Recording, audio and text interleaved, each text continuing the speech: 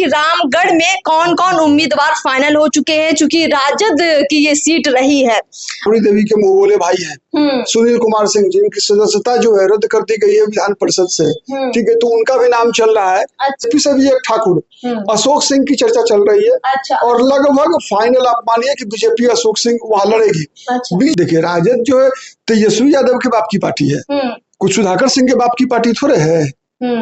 कि अगर बीजेपी के लोग अगर चाहते हैं कि बीजेपी की सत्ता बिहार में सरकार बने तो रामगढ़ को हरवा देना चाहिए, ठीक है। नमस्कार, स्वागत है आपका प्रियो भारत में और आपके साथ मैं हूं अर्पिता। तो देखिए आज हम आपको बताने वाले हैं कि रामगढ़ उपचुनाव में क्या कुछ होने वाला है। देखिए बिहार की 4 विधानसभा सीटें जो खाली हुई है उस पर उपचुनाव बस जल्द होने वाले हैं। अब चूंकि इन सीटों पर जो विधायक थे वो सांसद बन चुके हैं, तो हमने पहले भी कई खबरें बनाई हैं, लेकिन आज हमारे साथ प्रदीप सर हैं, राजनीतिक विश्लेषक है। स्वागत है सर आपका। बहुत बहुत धन्यवाद अर्पिता आपका। तो सर से आज हम जानेंगे कि रामगढ़ में कौन कौन उम्मीदवार फाइनल हो चुके हैं, चूंकि राजद की ये सीट रही है। अब यहाँ से सुधाकर सिंह पहले विधायक थे रामगढ़ से, तो अब सुधाकर सिंह की जगह कौन लेगा, सवाल ये है। और यहाँ से बीजेपी किसको उम्मीदवार बनाना चाह रही है, क्या लगता है आपको? देखिए इस बार भी इस रामगढ़ में भी शोले की रामगढ़ की तरह एक ठाकुर होंगे। अच्छा, ठीक है, ठाकुर की उम्मीदवारी। हाँ, राजद से ठाकुर की ही उम्मीदवारी होगी किसी। अच्छा। अब वो ठाकुर जगदानंद सिंह के पुत्र अजीत सिंह होंगे। अच्छा। या एक नाम 2-3 दिनों के अंदर में चल रहा है जो राबड़ी देवी के मुंहबोले भाई हैं सुनील कुमार सिंह, जिनकी सदस्यता जो है रद्द कर दी गई है विधान परिषद से, ठीक है, तो उनका भी नाम चल रहा है। अच्छा। कि चूंकि मामला भाई का है, बहन का है, राखी का महीना आ रहा है, रक्षाबंधन है इसी महीने में, तो हाँ, तो रामगढ़ की सीट हो सकता है कि सुनील सिंह को जो है राबड़ी देवी गिफ्ट करे। क्या बात। और जगदानंद सिंह को जो है उनके पुत्र को इस बार फिर इंतजार करना पड़ सकता है। में बहुत दिलचस्प तस्वीर दिख रही है कि यहाँ पर अजीत की जगह सुनील सिंह, जिनको अभी अभी बर्खास्त किया गया है। लेकिन सर और दूसरा एक और चीज है कि भारतीय जनता पार्टी से भी, चूंकि रामगढ़ की सीट एक बार तय है कि भाजपा ही लड़ेगी, क्योंकि 4 सीट जो खाली हो रहा है उसमें देखिए है क्या कि इमामगंज जीतन राम मांझी की सीट थी, वहां पक्का तय है कि जीतन राम मांझी के सहमति से ही कोई उम्मीदवार होगा, संभावना है उनके पुत्र होंगे उम्मीदवार। दूसरी सीट है जो सुरेंद्र यादव की बेलागंज, वहां से मनोरमा देवी के पुत्र रॉकी यादव की चर्चा है जदयू से, और राजद से सुरेंद्र यादव के पुत्र की चर्चा है। तीसरी सीट हो गई रामगढ़, जो ठाकुर की लड़ाई होगी, तो वहां पर बीजेपी से भी एक ठाकुर अशोक सिंह की चर्चा चल रही है। अच्छा। और लगभग फाइनल आप मानिए कि बीजेपी अशोक सिंह वहां लड़ेगी। अच्छा। बीजेपी पिछली बार तरारी लड़ी थी, ठीक है, इस बार संभावना है कि बीजेपी शायद वो सीट जदयू को दे दे। अच्छा, मतलब रामगढ़ में अगर ये मुकाबला होता है, क्योंकि यहाँ पर राजद के 2 उम्मीदवार सामने आ रहे हैं, जी हाँ, अजीत सिंह और साथ में सुनील सिंह। अभी इन दोनों के बीच में फाइनल टिकट किसको मिलेगी?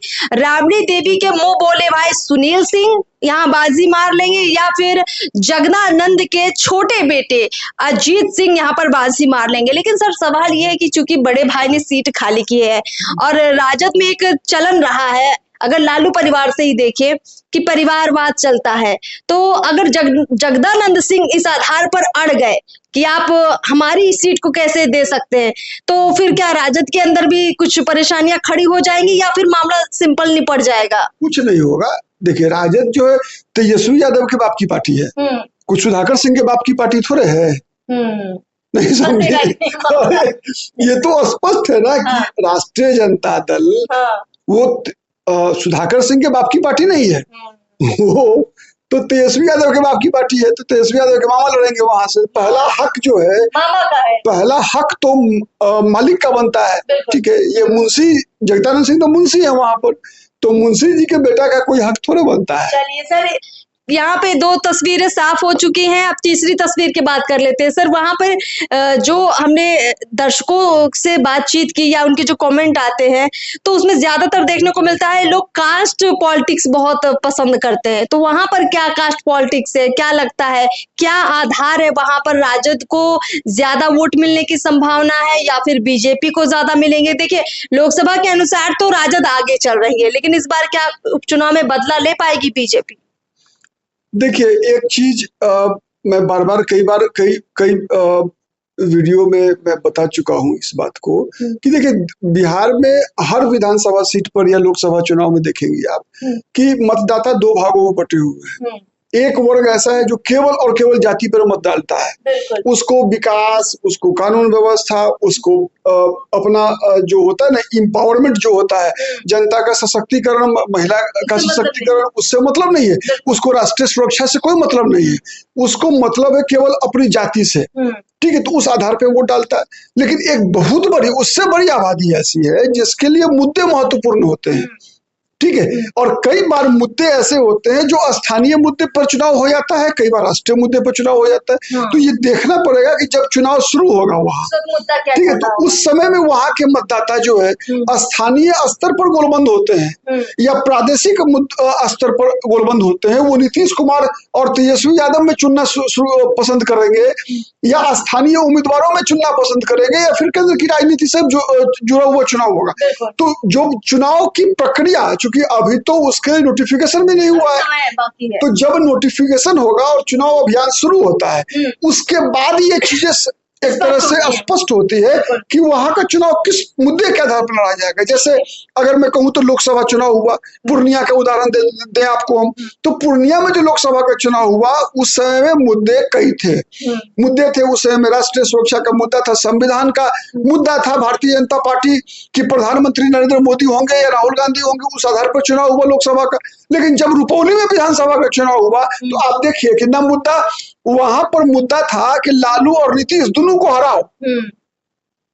ठीक है, अहम की लड़ाई हो गई। हाँ, तो वहां मुद्दा ये था कि लालू को भी हराओ, मतलब तेजस्वी को भी हराओ और नीतीश को भी हराओ।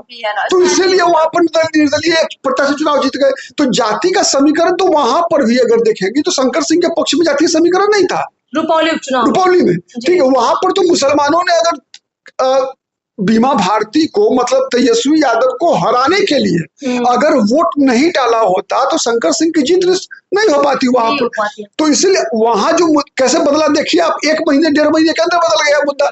तो उसी तरीके से जब चुनाव की घोषणा होगी और चुनाव अभियान शुरू होगा, कैंडिडेट्स का नॉमिनेशन होगा, उसके बाद जो परिस्थितियां बनेंगी उन परिस्थितियों में जो मुद्दे तैरेंगे उस पर फैसला होगा।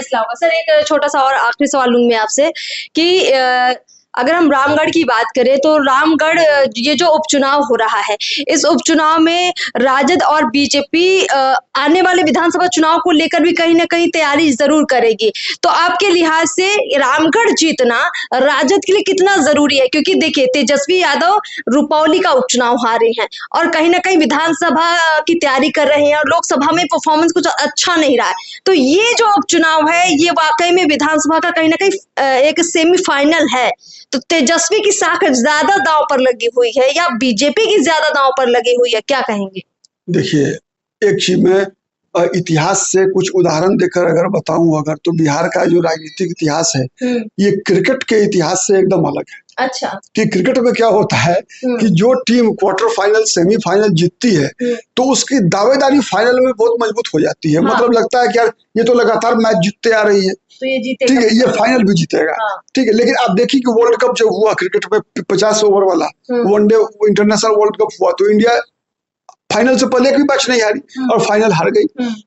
लेकिन चुनाव में क्या हो रहा है, अगर लगातार 3-4 चुनावों को अगर हम देखें तो बिहार में कि जो विधानसभा के चुनाव से पहले, विधानसभा के आम चुनाव से पहले जो पार्टी उपचुनाव जीतती है, ठीक है, वो घमंड में इतनी चूर हो जाती है कि फाइनल में जाके उल्टा हो जाता है। ठीक है, ये 2010 में भी हुआ, अच्छा 2015 में भी हुआ, 2020 में भी हुआ है। इसका मतलब है कि ये तो इसीलिए मुझे तो लगता है कि अगर बीजेपी के लोग अगर चाहते हैं कि बीजेपी की सत्ता बिहार में सरकार बने तो रामगढ़ को हरवा देना चाहिए। ठीक है, जिससे कि मैं बता रहा हूँ, जिससे क्या होगा कि बीजेपी के कार्यकर्ता जो है ना, बीजेपी के नेता भी के पैर जमीन पे रहेंगे। ठीक है, राजद वालों की भी अगर कार्यकर्ता चाहते हैं कि तेजस्वी यादव मुख्यमंत्री बने तो रामगढ़ हरवा दे। ठीक है, नया समीकरण पता जिससे कि तेजस्वी यादव और तेजस्वी यादव के समर्थकों का जो मनोबल है ना वो जमीन पे रहे, नहीं तो हवा पूर्ण शुरू कर देता है। मतलब एक छोटा सा उपचुनाव आपने क्या जीत लिया, हाँ, लगता है लगता है अब कुछ समझता ही नहीं है, ना अपने कार्यकर्ताओं को समझता है, ना जनता को समझता है। चलिए सर, ठीक है। तो रामगढ़ की तस्वीर बहुत दिलचस्प बन चुकी है और रामगढ़ में राजद के फाइनल कैंडिडेट इन्हीं दो लोगों में से हो सकते हैं और ज्यादा संभावना सुनील सिंह की बनती दिख रही है, क्योंकि सुनील सिंह की जिस तरह से बेइज्जती हुई है, कहीं ना कहीं राबड़ी देवी उसका बदला लेना चाहती है नीतीश कुमार से। अब देखते हैं क्या कुछ होगा। फिलहाल इस खास खबर में इतना ही। नमस्कार।